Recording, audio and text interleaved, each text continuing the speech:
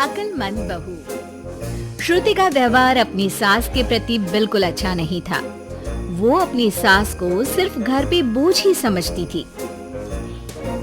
इतना राशन लाना पड़ा इस महीने, पैसे आते हैं हाथ में और चले जाते हैं, और ऐसे में आपकी माँ के खर्चे अलग। ऐसा कितना खर्चा करवा देती है माँ, हैं? और वैसे भी तुम तो कमा नहीं रही हो ना। आखिर तुमने बोल ही दिया ना कि मैं पैसे नहीं कमा रही हूँ, दिखा ही दी मुझे मेरी औकात, जताई ही दिया ना कि मैं किसी काम में नहीं आती हूँ। अरे तुम गलत समझ रही हो। मेरा कहने का मतलब था कि तुम हर बात का इल्जाम माँ पर मत लगाया करो ना। तभी बगल के कमरे से माँ आ जाती है। अरे बेटा, इतना तेज बोल के मत लड़ो, बाहर वाले सुन लेंगे। माँ जी, सुनने दीजिए उनको भी, उन्हें भी तो पता चले कि आपकी वजह से घर में पति पत्नियों के बीच में कैसी लड़ाइयाँ होती हैं। अरे बहू, मेरी वजह से? मैंने तो तुम दोनों को कभी ये नहीं दिखाया कि मेरे लिए लड़ो। माँ आप जाइए यहाँ से, मैं बात कर रहा हूँ ना। लेकिन बात तो मेरी हो रही है ना, तो मुझे तो बोलना ही पड़ेगा। बताओ बहू, क्या दिक्कत है तुम्हें मुझसे? अरे घर छोटा है, जगह कम है, यश की तनख्वाह भी तो लाखों में नहीं है। अब आपका एक्स्ट्रा खर्चा उठाना मुश्किल हो रहा है माँ जी। आप यश के छोटे भाई के यहाँ चले जाइए ना कुछ महीने। एक्स्ट्रा खर्चा? अरे माँ है मेरी, हमने किसी को पनाह थोड़ी ना दी है। एक्स्ट्रा खर्चा क्या होता है? जब हमको चाइनीज खाना होता है तो माँ के लिए भी सूप मंगवाना पड़ता है, ये एक्स्ट्रा खर्चा है। घर की ईएमआई के साथ माँ की दवाई की भी चिंता करनी पड़ती है, ये भी एक्स्ट्रा खर्चा है। माँ को रोज कोई ना कोई बीमारी होती रहती है। इसी डर से हम कार नहीं खरीद रहे कि हॉस्पिटल में पैसे लग गए तो कहाँ से आएंगे। और खाने पीने कपड़े इधर उधर के खर्चे तो जोड़ भी नहीं रही हूँ मैं। अरे ये सब तो मैंने यश के लिए भी किया है, मैंने तो ऐसे उंगलियों पे हिसाब नहीं रखा। लो, आपने भी जता दिया ना। अरे आप थोड़े दिन किसी रिश्तेदार के यहाँ क्यों नहीं चली जाती? खर्चा भी बचेगा और घर में शांति भी रहेगी। यश श्रुति की ये बात सुन के गुस्से से आग बबूला हो जाता है। चुप हो जाओ श्रुति, बहुत हो गया तुम्हारा। मेरी माँ है वो, और उनका अधिकार इस घर पे हम दोनों से भी ज्यादा है।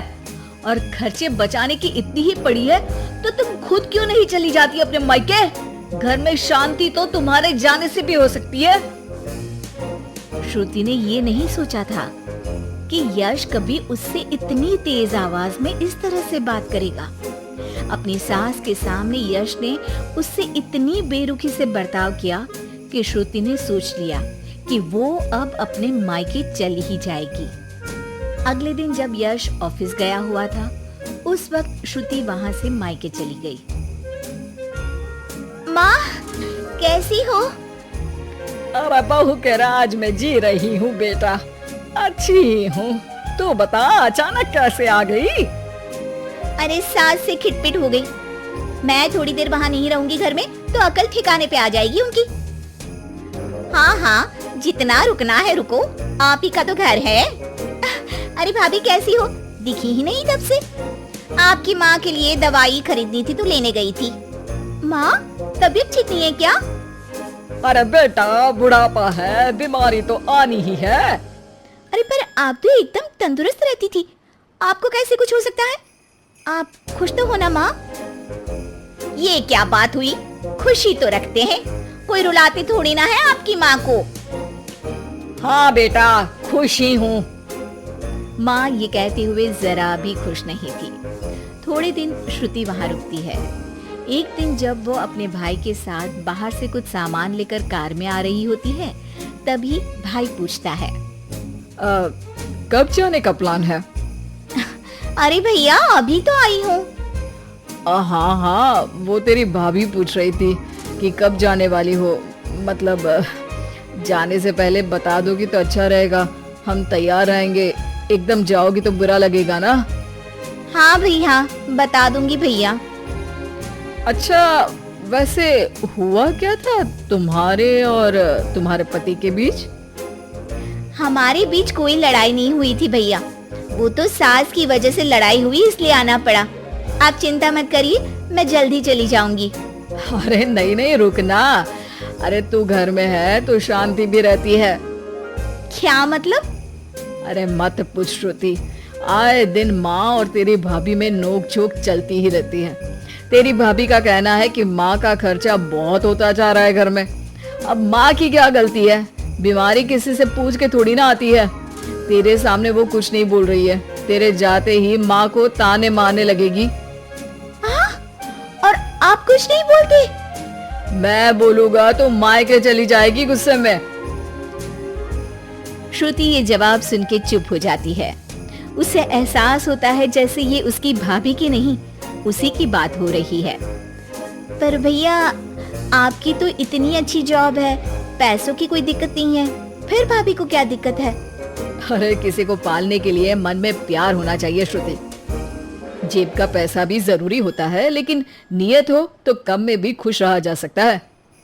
श्रुति उसके बाद कोई सवाल नहीं करती है और जाके सीधे अपनी भाभी से कहती है, भाभी, आप माँ को अच्छे से नहीं रखती हो। भैया इतना कमाते हैं, फिर भी आप माँ को सिर्फ इसलिए ताने मारती हो क्योंकि उनकी बीमारी के कारण घर से पैसा जाता है। आपको मेरी माँ से लड़ना नहीं चाहिए भाभी। अच्छा, तुम इतनी समझदार हो तो अपनी सास से क्यों लड़के आई हो?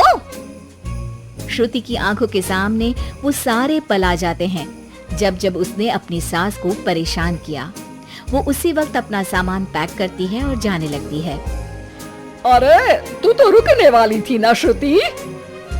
जाना पड़ेगा, सासू माँ बीमार रहती है, उनका ध्यान रखूंगी माँ। अरे पर तू तो उनसे लड़के आई है ना? माँ, मैं ये सोच के आई थी कि मेरे बिना उनकी अकल ठिकाने आ जाएगी पर मेरी ही अकल ठिकाने आ गई और मैं अपनी सास का ध्यान रखूंगी, तभी तो अपनी भाभी को ये बोल पाऊंगी कि वो भी अपनी सास का ध्यान रखा करे।